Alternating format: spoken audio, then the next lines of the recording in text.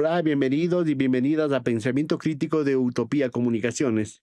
Hoy día vamos a conversar sobre la situación minera que hay en el país, brevemente sobre este proyecto de ley económico urgente que envió el presidente Noboa a la Asamblea Nacional de las áreas protegidas, ¿no? De las reservas naturales, que ya pasó el primer debate y luego con algunas incorporaciones pasará al segundo debate y tiene el mismo destino porque se incorporan un sinnúmero de cosas en esas leyes que parece una ley troll, me decía alguien, o parece un Frankenstein, o parece todo menos una ley económicamente urgente. Para hablar de este tema, para reflexionar, he invitado cordialmente a Utopía Comunicaciones a Ivonne Ramos. Ella es de Acción Ecológica, ella maneja todo lo que es el asunto de minería en esta fundación dedicada a defender y a tratar temas de la naturaleza. Ivonne, muchas gracias por estar aquí en Pensamiento Crítico de Utopía Comunicación. Para comenzar, quisiera que usted nos cuente ahora mismo, ya cuando hemos comenzado el segundo semestre del año 2025, ¿cómo está la situación de la minería en el Ecuador? Esto de la minería legal, esto de la minería ilegal, esto de la minería a cielo abierto, todo eso. Usted que es experta, ¿qué nos puede decir a los ecuatorianos y a las ecuatorianas a través de este programa respecto a la minería y respecto a los intereses que ahora mismo tiene el gobierno del presidente Daniel Noboa? Bueno, primeramente, muchísimas gracias por la invitación y la oportunidad de dirigirme al público oyente a través de este medio de comunicación. Primeramente, creo que es importante decir que el país en este momento está atravesando por una escalada súper agresiva de ampliación de la frontera minera, promovida por el gobierno del actual presidente, ¿no? Y esta escalada de la ampliación de la frontera se está dando en el marco y en un contexto de muchísima violencia. Una violencia además que está atropellando los derechos constitucionales de todos los ecuatorianos en muchos niveles. Entonces, plantearle, por ejemplo, que desde inicios de la gestión del presidente Noboa en el periodo anterior, él, en su gobierno, se hizo un acuerdo ministerial entre el Ministerio de Defensa, del Interior y de Energía para impulsar, digamos, varios proyectos que no tenían cubiertos los requisitos establecidos por la ley, como por ejemplo, hecha la consulta Previa. ambiental o la consulta previa en casos de pueblos indígenas. Entonces, lo que optó el gobierno por hacer fue a tener este acuerdo ministerial que dictaminaba la presencia de policías y militares en los territorios donde se debía hacer, entre comillas, esta consulta previa, libre e informada, y a punte de cañón de armas de fuego o de armas de disuasión social, se hicieron unas mal llamadas consultas en las naves en el 2023 y luego en la zona de Palo Quemado, donde hubo agresión muy grave a las poblaciones locales que estaban reclamando el por qué se estaba haciendo este tipo de actividades con el uso de la fuerza pública. Las Naves es una mina que está en la provincia de Bolívar, ¿no? Y Palo Quemado en la provincia de Cotopaxi, Así es, sí, en el así es, sector de Sicchos, ¿no? así es. Ya, muy bien. Entonces la gente también quisiera, para ir contextualizando, ¿cómo podríamos definir o cómo podríamos detallar cuál es el mapa minero que ahora mismo tiene el Ecuador? Mire, creo que es importante ir haciendo como en retrospectiva, ¿no es cierto? Empezar de pronto con la historia minera así de la minería más la ampliación de las fronteras, digamos, y la profundización de este modelo económico. Arrancó en el 1995 con un proyecto minero de investigación minera con un préstamo del Banco Mundial, se llamaba Prodeminca, y hizo una investigación a lo largo de la cordillera occidental, sobre todo, y en la cordillera del Mirador, en la cordillera El del Cóndor. Cóndor, perdón, en la parte amazónica, ¿no? Entonces, en esa área, digamos, se fueron haciendo las investigaciones y también se cambió la norma y la estructura, digamos, administrativa para poder permitir la introducción del capital privado y de gran escala para la operación minera. Entonces, desde entonces han habido varios, digamos, aperturas del catastro minero. Y para entonces, digamos, para entonces y para el 2020, en el Plan Nacional de Desarrollo Minero que teníamos en esa época, se establecía que para el 2020 nosotros teníamos concesionadas, adjudicadas en trámite o ya otorgadas 2 millones de hectáreas del territorio nacional para pequeña, mediana y gran minería. Eso según el propio Plan Nacional de Desarrollo Minero. ¿Y qué decía el Plan de Desarrollo Minero? Que era del 20 al 30, del 2020 al 2030. Las aspiraciones máximas dentro de ese Plan de Desarrollo Minero es tener adjudicadas 10 millones de hectáreas del territorio nacional para operaciones mineras. Y bueno, ¿cuántas hectáreas están ahorita adjudicadas en firme? En firme, digamos, tendríamos que analizar porque parte, digamos, del catastro minero del 2018, que es cuando se cerró, digamos, son adjudicaciones que se entregaron y otras que estaban en trámite. Pero como todo el proceso, digamos, en el Ministerio de Energía y Minas está sujeto a corrupción, está sujeto a oscuridad en la gestión administrativa que ellos hacen, no le puedo decir con precisión si se cumplían las aspiraciones. ¿Y si se hace por debajo también? Por supuesto, o sea, realmente lo que a nosotros nos preocupa enormemente con el tema de la gestión administrativa en el tema minero es, digamos, la superposición del tema de la corrupción que acompaña a esta gestión. Y un tema que me parece súper determinante de abordar en este caso es el tema de la minería ilegal. El tema de la minería ilegal, que es una preocupación para todos porque, en principio, la primera cosa de la que creo que debemos partir para nosotros como acción ecológica y para, yo creo que el sector ecologista de este país, la minería, no existe diferencia entre minería legal e ilegal. La minería que se llama legal es también ilegal, porque esa minería legal, entre comillas, incumple con la norma nacional, con las leyes nacionales y con la Constitución del Estado. Y en muchos casos dice que hay vínculos, relaciones entre la ilegal y la legal. O sea, de la llamada mal llamada legal, efectivamente hay una serie de superposiciones territoriales, ¿no es cierto? Pero sobre todo también de la gestión de los operadores de la minería ilegal que, según la denuncia de gente en los territorios, por ejemplo, en Buenos Aires, son los que operaban como mineros ilegales, los capataces de la minera legal, en ese caso, de esa empresa que se llama Hanrin. Ivonne, para ir avanzando, yo no sé si usted nos puede así brevemente enumerar cuáles son los campos mineros, los proyectos mineros que ahora mismo están en funcionamiento y cuál es la situación en las que están funcionando. Mire, por ejemplo, nosotros tenemos el proyecto minero más grande del país, que es minería de cobre, que es operada por la empresa china Ecocorrientes, que es subsidiaria de 2 grandes empresas nacionales en China, que se llama Mirador. Esa se encuentra en Tundaime y actualmente está operando 60,000 toneladas diarias de material, digamos, ¿no es cierto? Aspira a llegar a las 140,000 toneladas diarias de material que se procesa. ¿Cuál es el problema principal en el caso de Mirador? Es que la capacidad, digamos, de recuperación de cobre del material que ellos sacan es apenas del 0.4% de cada tonelada.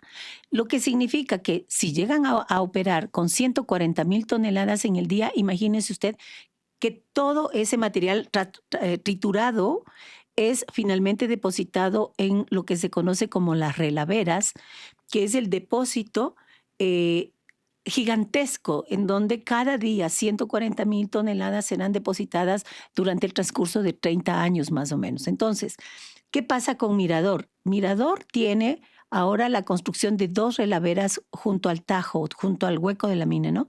El uno se llama Kimi y ya se llenó, y otro que se llama Tundaime. Este Tundaime, esta relavera, está colocada en un encañonado de 2 montañas, en donde antes era donde transitaba el río Tundaime, ¿no es cierto? Entonces el río Tundaime fue desviado y en ese encañonado se pone una pared que ahora los chinos pretenden hacerla de 320 metros de altura. Esta pared es construida con los mismos materiales de desecho de la mina. ¿Cuál es el problema? Derrumbarse y hacer puede ser una represa. Es una represa, digamos, es una represa gigantesca, ¿no es cierto?, que va finalmente a colapsar y a producirse una ruptura, según lo dice el ingeniero Steven Emmerman. Steven Emmerman señala, ¿no es cierto?, que esta represa tiene muchísimas condiciones para que se rompa. La una es que está en una zona altamente sísmica, la otra que está en una zona de alta pluviosidad, por lo tanto la acumulación no solo de desechos y de material triturado lodoso, ¿no es cierto?, sino de agua, porque como llueve tan constantemente en la Amazonía, entonces esta va a ser una represa que va a tener una sobrecarga. Y luego que además está en una zona de suelos altamente deleznables, ¿no es cierto? Recuerde lo que nos está pasando en el caso del río Coca. Vamos avanzando porque todavía tenemos mente para recordar lo del represamiento del río Pisque, por ejemplo, el represamiento en el Cajas, todo ese tipo de cosas que fueron terribles. Vamos avanzando brevemente. Ya. ¿Qué otros proyectos? ¿Qué otros proyectos? Así, A ver, brevemente. verás, solamente para decir, solo para cerrar con Mirador, ¿no es cierto? Lo que ocurre si se va a romper, porque Steven Emmerman dice, se va a romper esa relavera, van a quedar sepultados miles de personas que viven aguas abajo del río Quimi y del río Zamora. Ya ocurrió una ruptura de represa en Brumadinho, en Brasil, y sepultó a 300 personas con una represa que tenía una pared de 60 metros de altura. Entonces, solo para decir que el modelo económico que se basa en la minería es altamente peligroso. Ahora, luego tenemos en este momento que se está iniciando la operación en el proyecto que se llama El Domo, que se encuentra en la provincia de Bolívar, en la zona de las naves. Este caso es absolutamente desgarrador, porque lo que ocurre es que el proyecto minero, desde hace más de 20 años, que se pretendía construir en la parte alta de la cordillera, digamos, ¿no es cierto?, donde nacen las aguas, son las aguas que riegan digamos, la ciudad de las naves, también Echandía y también San Luis de Pambil.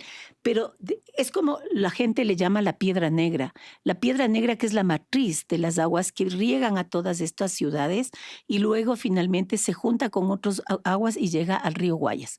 Son las tierras más productivas que uno se puede imaginar. De las naves, imagínese usted que sale el 60% de las naranjas que consume el Ecuador.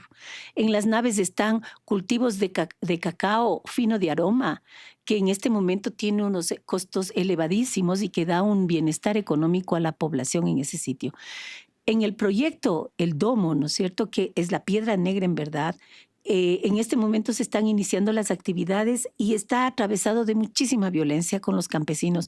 Los campesinos lo que están peleando y lo que están pidiendo es que se respete su territorio altamente productivo, sus aguas y su derecho a decidir, porque en las naves no se hizo una consulta previa, sino una simulación con presencia de policías y militares. Yo no sé si por motivos de tiempo vamos enumerando simplemente. Ya, entonces tenemos así. las naves con esa característica, luego tenemos en Palo Quemado, que está el proyecto La Plata, luego tenemos el proyecto Loma Larga, que está en Quimsacocha. Loma Larga y Quimsacocha, digamos, está en la ciudad de Cuenca. Es la proveedora de 4 ríos en la ciudad de Cuenca. Y recuerde usted que en el 2021 hubo la consulta popular en Cuenca, donde el 86% de la población dijo que prefiere conservar las zonas de recarga hídrica a que se haga minería.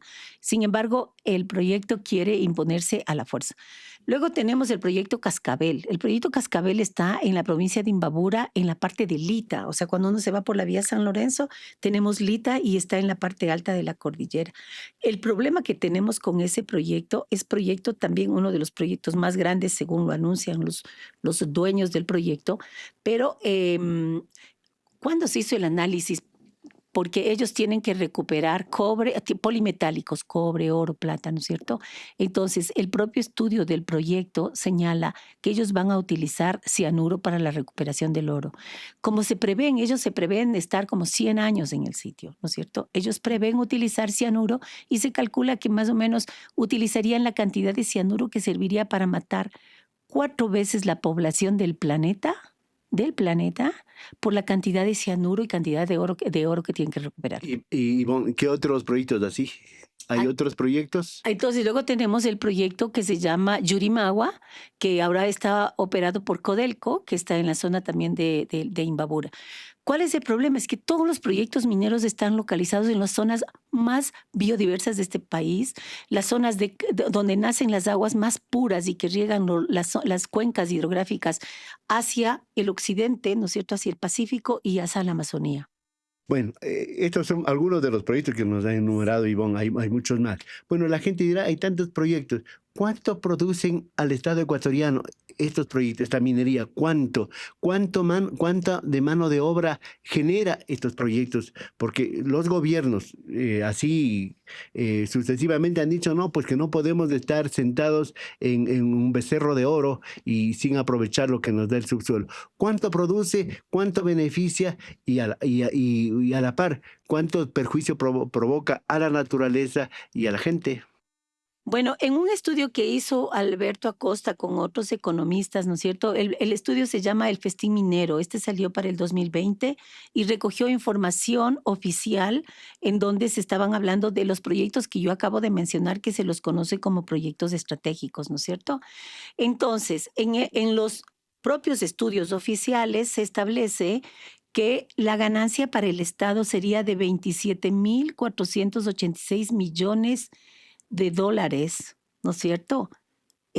Como ganancia para el Estado, porque piense usted que, por supuesto, la empresa tiene que llevar sus ganancias, sus regalías, etcétera. Entonces, al Estado le quedaría ese saldo, digamos, de beneficio. Ahora, ocurre que en todos esos proyectos, lo que se calcula con los propios datos oficiales de las empresas es que se generarían 5.048 millones de toneladas de esos materiales de desechos altamente tóxicos. Entre todos los proyectos tienen sí o sí que generar relaves y desechos y que se acumulan, y esos acumulados son a perpetuidad. Nunca se va a poder deshacer el Estado de esos cantidad de desechos. Entonces, lo que es importantísimo de señalar es que se tiene que hacer, después de que se van las empresas porque quedan los desechos a perpetuidad, se tiene que hacer mantenimiento de esas relaveras o se tiene que hacer monitoreo de esas relaveras para que no se rompan o para proteger el daño a ¿Y perpetuidad cuánto que se cuesta puede eso? hacer. Eso, haciendo un cálculo a $5 por cada tonelada que se procesa, se estaría gastando 14.496 millones de dólares. La mitad. La mitad de lo que el Estado se supone que ganaría, ¿ya? Pero solamente para mantener y evitar, cosa que probablemente no se logre, que se produzcan estas rupturas en las relaveras que están colocadas ahí para destruir. ¿Cuál es el problema? No solamente que se puedan romper las relaveras, lo que ocurre es que todos estos desechos acumulados generan contaminación perpetua a los ríos, ¿no es cierto? Entonces tenemos destrucción de las fuentes de agua subterráneas y superficiales, los ríos en donde la gente pescaba, que servían para cultivar las tierras y de tal. Se destruyen los territorios, ¿no es cierto? Y se destruyen los bosques. Entonces, ¿qué es lo que pasa? Es que por pretender imponer esta economía que tiene unos altísimos costos por pasivos ambientales, ¿no es cierto? Se están destruyendo economías que son locales y territoriales y que son altamente rentables. Escuchándola a usted, entonces diríamos que no es rentable, pues. No es rentable este tipo de actividad de la economía extractivista, porque si ponemos, tomamos en cuenta los daños que usted nos dice, daño a la flora, a la fauna, a las personas y todo lo que representaría el saneamiento, llamémosle, de lo que deja, no es rentable para el país el asunto de la minería. Definitivamente no es rentable, digamos, y no es una buena opción y no es la vocación de este país. O sea, creo que sí es bien importante tomar en consideración lo que ya ha ocurrido hasta acá, cuando al pueblo le han consultado. Tenemos como 6 consultas populares, tanto nacionales como locales, en donde la población mayoritariamente, por sobre el 70% de los ecuatorianos o los ciudadanos en Cuenca, en Quito, hemos planteado de que preferimos que se conserve la naturaleza a que se haga actividades mineras o actividades petroleras. Entonces la gente que nos escucha dirá, bueno, ¿y de dónde sacamos los recursos para el presupuesto? ¿Dónde sacamos los recursos para los ingentes gastos que necesita el Estado? Mira, la primera cosa, creo que el sentido común, digamos, y el sentido de realidad como ecuatorianos nos debería llevar a pensar que somos un país con vocación agrícola, ¿sí? Entonces, ahorita solamente viendo el caso de las naves, la zona que van a destruir al destruir esas aguas es la cuenca hidrográfica más rica del país, es la cuenca del río Guayas. De hecho, después del sitio que es las naves, viene Ventanas, ¿no es cierto? Que es donde tiene el cultivo de bananos del señor Novoa. O sea, el sentido común más básico debería llevarle al señor Novoa a pensar, voy a contaminar las aguas que riegan mis cultivos de bananas que son para la exportación.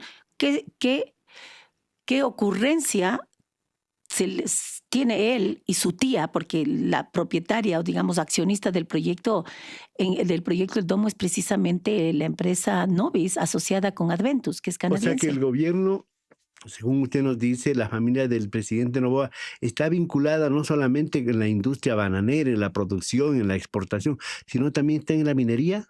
Por supuesto, y además, imagínese usted en la parte alta donde nacen las aguas puras, cristalinas, en la piedra negra que es el domo, que el proyecto minero que se está instalando ahí es con capital asociado de Novis, o sea, de la tía de Novoa, y de los canadienses que se llaman Adventus y Salazar Resources. Esos son los capitales que promueven eso. Entonces va a destruir las fuentes nacientes, las nacientes del agua que llega finalmente a donde están sus cultivos de él. Es decir, usted dice que la familia Noboa, el grupo Noboa, tiene concesiones mineras en el Ecuador, Sí, en el caso particular, así afirmativamente. afirmativamente y definitivamente. Y es un sinsentido, porque, digamos, su economía bananera se va a ver afectada con la contaminación y destrucción del río. Pero bueno, ese es como un aspecto que me parece de señalar importante en temas de la economía. Pero por otra parte, cuando me pregunta usted cuáles deberían ser las fuentes de financiamiento, mire, hay contrasentidos también en las decisiones políticas de este gobierno. Por ejemplo, del presupuesto nacional del Estado que sirve para la salud y para la educación del presupuesto actual, el gobierno va a destinar más de 2.000 millones de dólares para pagarle a la empresa Texaco, porque la empresa Texaco ganó Un una arbitraje, demanda ¿no? internacional, un arbitraje, ¿no es cierto? Y entonces, bonitamente, el señor Novoa resuelve pagar ese arbitraje de más de 2.000 millones de dólares, perjudicando a todos los ecuatorianos en nuestro presupuesto para la salud, el presupuesto para la educación. Y es más, o sea, el gobierno del presidente Novoa promueve y está promulgado la firma de tratados de libre comercio que se fundamentan precisamente en el hecho de que para que se firmen esos tratados se tiene que desconocer la voluntad popular que se hizo en la pregunta de, recuerde usted cuando recientemente se hizo la consulta y los ecuatorianos dijimos, las controversias económicas internacionales no se deben resolver por arbitraje internacional. Eso dijimos en consulta. Claro, hubo dos preguntas, ¿no? El asunto laboral y el asunto del arbitraje Exactamente, internacional. donde se perdió en la consulta última, y además la Constitución en el artículo 448 dice que o sea, digamos que los conflictos o las controversias con capitales, digamos, con empresas y Estado versus empresas, no se deben resolver en ese tipo de arbitrajes internacionales, sino regirse a la norma nacional. Entonces, en ese sentido, o sea, el presidente Novoa está siendo fiel servidor de los intereses de los capitales privados transnacionales al pretender a toda costa imponer la resolución de conflictos vía esos arbitrajes internacionales, cuyo fin principal y único es velar por los derechos de los inversores. ¿Y qué otras fuentes tendría el Ecuador, el Estado ecuatoriano, para financiar su presupuesto sin dañar la naturaleza que usted dice con el asunto de la extracción minera, por ejemplo? O sea, fíjese usted, mire, tenemos el tema de la agricultura. Somos un país increíblemente turístico. O sea, la belleza que tiene el Ecuador en el planeta, digamos, es una bendición que nosotros tenemos, bendición de Dios y del cielo. O sea, realmente nosotros deberíamos proteger lo que tenemos, cuidarlo y poder ofrecerlo al mundo como este es realmente nuestro patrimonio, nuestro bien más preciado, digamos. Y así los pensamos los ecuatorianos, porque cada vez que hay votaciones, elecciones, cada vez que le preguntan a un ecuatoriano de qué te sientes orgulloso, es de mi país y de mi naturaleza. Es decir, si hay maneras de cuidar la naturaleza y de buscar otros recursos para poder financiar y satisfacer y cubrir todas las necesidades que tenemos los ecuatorianos. Ivonne, todo lo que usted me dice, todo lo que está haciendo el gobierno, entonces se concatena con esto que una vez posesionado para este segundo periodo, el presidente dijo que ya reabre el catastro minero, ¿verdad? Que estaba paralizado desde el 2018 con el presidente Lenín Moreno. Todo eso tiene una lógica, una dinámica dentro del proyecto del gobierno. Definitivamente, porque él claramente lo ha expresado, digamos, yo creo que públicamente y también dentro de sus políticas, es ampliar, digamos, y definir como este país como un país con destino minero. De hecho, él fue en marzo del 2024 a, a la PDAC en Canadá, a la Feria Mundial de Minería. Era el único presidente que estaba como mercader. O sea, no se había visto a un presidente yendo a ofertar los territorios para que vengan empresas mineras transnacionales acá al Ecuador para dedicar el país a este tipo de economía. Y claro, es obvio eso que estaba ocurriendo, dado que él tenía intereses familiares íntimamente ligados a este tema. Y entonces, por supuesto, lo que fue es a transar y a negociar con el capital minero canadiense para poder negociar este tema. Bueno, ahora mismo en la Asamblea Nacional está este proyecto de economía urgente, de eso de protección de las áreas protegidas, ¿no? Ujú. ¿Qué saben ustedes? ¿Qué de bueno, qué de malo, qué preocupante hay en este proyecto? ¿Ustedes lo han analizado? Porque ahorita ya pasó de la comisión de la Asamblea y luego pasará al Pleno para la aprobación en primer debate y luego regresará a la comisión y luego pues se hará ley de la República. Bueno, lo que nosotros vemos, digamos, con muchísima preocupación, uno, es que cuando estamos hablando de áreas protegidas, estamos hablando de alrededor del 20% del territorio nacional, que están ahora mismo bajo la rectoría, digamos, custodia y responsabilidad del Estado ecuatoriano, y que es así como debería ser, porque, digamos, esos territorios no tienen la posibilidad de estar en manos de privados. ¿Qué es lo que pasa con la ley? Que la ley abre la posibilidad de que pasen a ser parte de privados y que pasen, digamos, bajo una lógica que es empresarial. Entonces, el momento que cae en manos de empresa particular, el sentido del uso de esas zonas o de esos territorios va a ser definitivamente para explotarlo económicamente y en beneficio de quien compre o adquiera esos territorios, esas zonas. Otro aspecto que nos preocupa enormemente es que una parte importante, digamos, de lo que los mineros esperan como zonas de digamos, zonas mineras está precisamente en áreas protegidas. Entonces, el punto medular ahí es que también se abre la posibilidad a que particulares empresas mineras se puedan adjudicar esas zonas para explotar minería en función de la lógica, digamos, de tener beneficios económicos, tanto para privados como el Estado justificar diciendo vamos a tener una actividad controlada, digamos, y como empresa privada tiene la obligación de tener cumplimiento con las normas ambientales en el país, ¿no es cierto? Esa va a ser la justificación para poder entregar esos territorios a privados que explotan minería y petróleo también.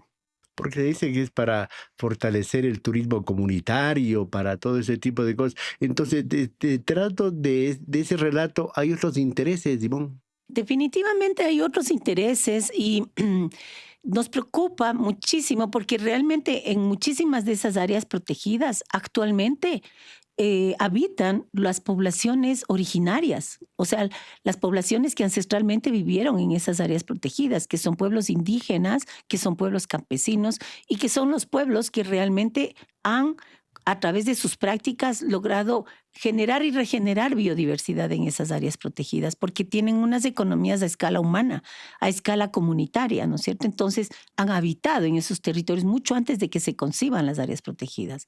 Ahora, en este momento, el Estado lo que promueve, digamos, lo que pretende con esta ley es abrir esas áreas que están en este momento protegidas para la conservación, que se abran esas áreas protegidas para la satisfacción de intereses económicos de particulares, sea que vayan a hacer turismo, sea que vayan a hacer extracción de actividades extractivas como petróleo, minería, o sea que vayan a hacer venta de servicios ambientales.